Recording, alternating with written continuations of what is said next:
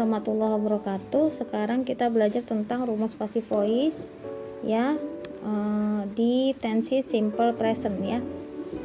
Jadi tenses kita belajar tense simple present dulu. Kita langsung ke contohnya aja nak, biar kalian nggak bingung ya.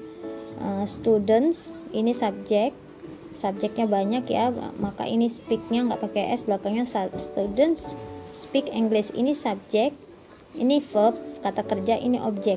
Jadi yang bisa dipasifkan adalah dia mengandung subjek, verb, objek agar objeknya bisa ke depan.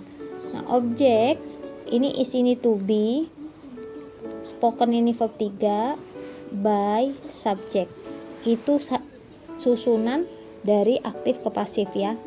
Jadi pindah ke depan. Jadi yang bisa jadikan passive voice itu ketika dia punya subjek, verb, objek ya.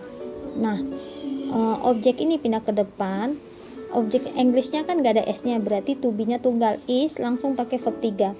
Jadi semua to be yang pakai verb 3 itu adalah pasif ya.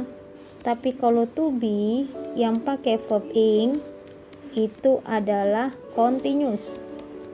Jadi bisa membedakan.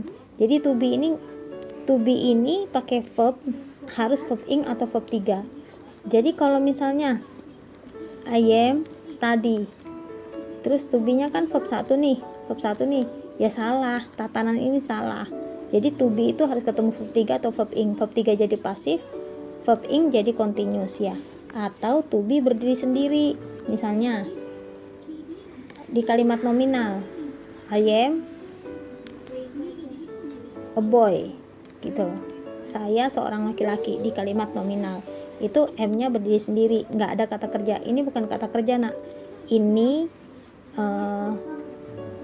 menyatakan orang, jadi bukan kata kerja.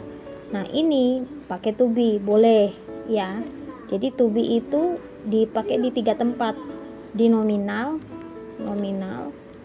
to be-nya berdiri sendiri ya, atau di continuous to be-nya pakai verb ing, atau di passive voice to be-nya pakai verb 3. Jadi kalau aktif di simple present, subject, verb, object, pasifnya English is spoken by student. Selanjutnya present continuous ini semua continuous harus tatanannya seperti ini, subject, to be, verb ing. Nah student ini harusnya kalau ada s di sini harusnya ini pakai are, students are. Ini keliru, contohnya harusnya students, kan di sini ada s, berarti harusnya jamak. Atau dia boleh pakai is, asal posisi s-nya ini dicoret. Jadi student is speaking English. Nah Englishnya kan tunggal, Englishnya pindah ke depan. Nah semua continuous dia pakai is being, selalu is being spoken by students, tergantung to be-nya.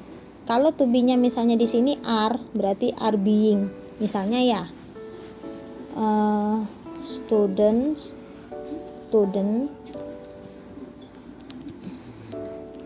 are borrowing. Kok are sih? Kan studentnya 1 ya.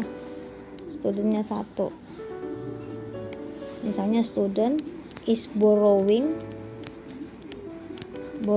a book.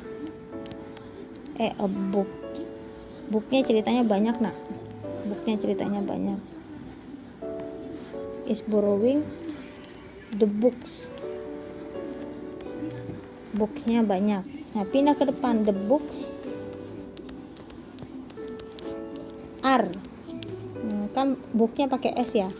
Are being borrowed.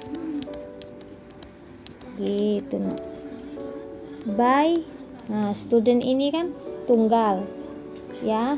Studentnya tunggal, berarti by him aja, atau by his, atau by her, by him atau by her. Kalau studentnya laki-laki by him ya. Jadi ini dia pakai are atau bukan tergantung objek yang di sini. Kalau dia banyak berarti pakai are. Kalau dia tunggal berarti pakai is. Jadi bukan tergantung di sini. Are-nya bukan tergantung di sini ya. Jadi ini tergantungnya di sini. Kenapa pakai is? Karena tunggal. Jadi semuanya present continuous, semua yang continuous dia selalu pakai being. Ini tergantung objeknya yang maju ke depan. Objeknya banyak apa sedikit, kalau banyak pakai are. Demikian pembahasan dari Ibu, semoga bermanfaat.